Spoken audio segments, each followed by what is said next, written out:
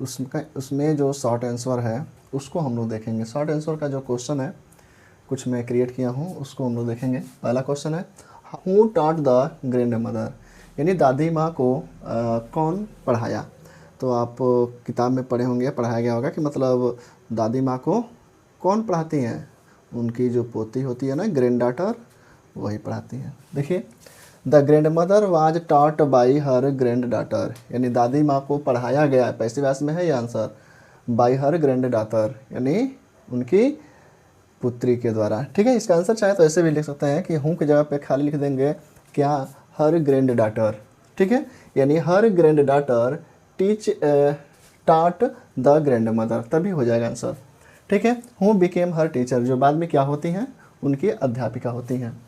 Watt book did the grandmother want to read, मतलब कौन सी किताब दादी माँ पढ़ना चाहती थी। तो she wanted to read the book, यानी वो किताब पढ़ना चाहती थी द कन्नड़ नावेल, यानी एक कन्नड़ नावेल आती थी। ठीक है, उसमें एक कहानी छपती थी काशी यात्रा, वह किताब मतलब देखा जाए तो पढ़ना चाहती थी। ठीक है, किताब का नाम है कन्नड़ नावेल। ठीक है, लेकिन उसमें क्या आता था, काशी यात्रा करके आता था, तो वो पढ़ना चाहती थी। फिर how long did she take to learn, यानी दादी माँ को कितना समय लगा सीखने में। ठीक है, पढ़ने में दादी माँ को सीखने में कितना टाइम लगा था। तो सी लर्न टू रीड, यानी वो पढ़ने में सी लर्न टू रीड, यानी वो पढ़ना सीख गई, and right in about 13 month, यानी पढ़ना और लिखना क्या करती हैं, सीख जाती हैं लगभग 3 महीने में। Why did she touch her granddaughter's feet, यानी दादी माँ अपनी ग्रैंड डॉटर यानी बेटी दादी माँ अपनी पोती का पैर क्यों छूती हैं।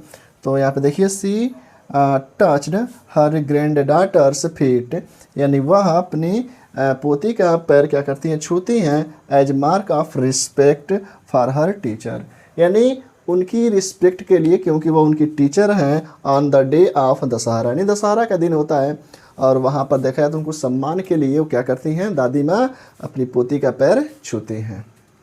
अब हम लोग अगला क्वेश्चन देखेंगे।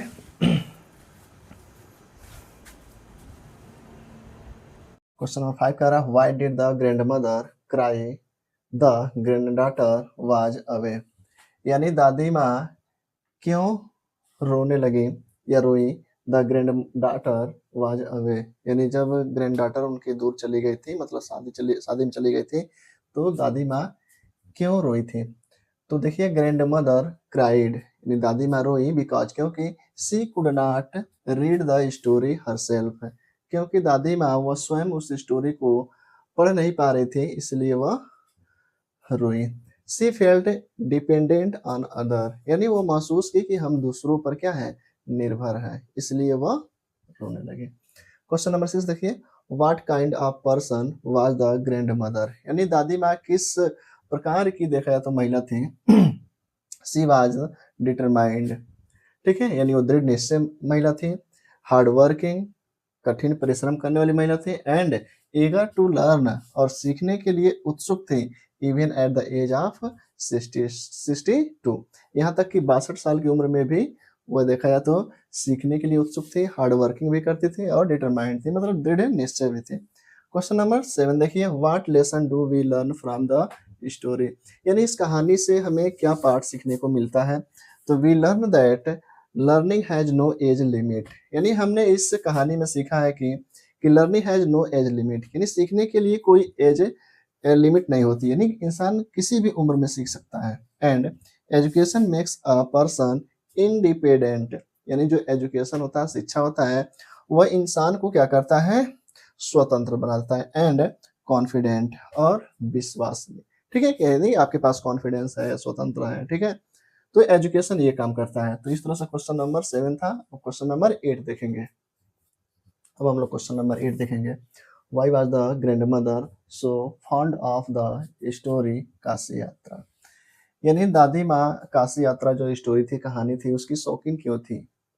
तो सी लाइक्ड इट, शौकीन क्यों थी, क्योंकि वह बहुत ज़्यादा पसंद करती थी। ठीक है, क्योंकि वह पसंद करती थी, बिकॉज क्योंकि इट वाज इंटरेस्टिंग, यानी जो कहानी थी बहुत ही रुचिकर थी, एंड इमोशनल यानी इमोशनल वाली थी, भावनात्मक वाली थी। And she enjoyed listening to it, और उनको आनंद आता था जब वो मतलब इसको सुनती थी। तो क्वेश्चन नंबर 9 देखिए, how did the grand daughter help her grand mother, यानी ग्रैंड डॉटर ने कैसे अपनी दादी की मदद की। सी टाट हर ग्रैंड मदर, यानी वह अपनी दादी को पढ़ाई, अपनी दादी माँ को पढ़ाई। हाउ टू रीड, कि कैसे पढ़ा जाता है। एंड राइट, और कैसे लिखा जाता है। Step by step with patience, मतलब धैर्य से स्टेप बाय स्टेप अपनी दादी को लिखना पढ़ना वो क्या करती हैं, सिखाती हैं। कैसे मतलब पढ़ा जाता है, कैसे लिखा जाता है। क्वेश्चन नंबर 10 देखिए, what was the grandmother reaction after learning to read, यानी जब दादी माँ पढ़ना सीख जाती हैं तो उनका रिएक्शन कैसा होता है। सी फेल्ट वेरी हैप्पी, यानी वो बहुत ही खुश महसूस करती हैं। कॉन्फिडेंट, यानी कॉन्फिडेंस हो जाती हैं। And proud of her achievement, और अपनी उपलब्धि पर गर्व करती हैं। तो इस तरह से हम लोग 10 क्वेश्चन शॉर्ट में कर लिए हैं। अब आगे लॉन्ग देखेंगे।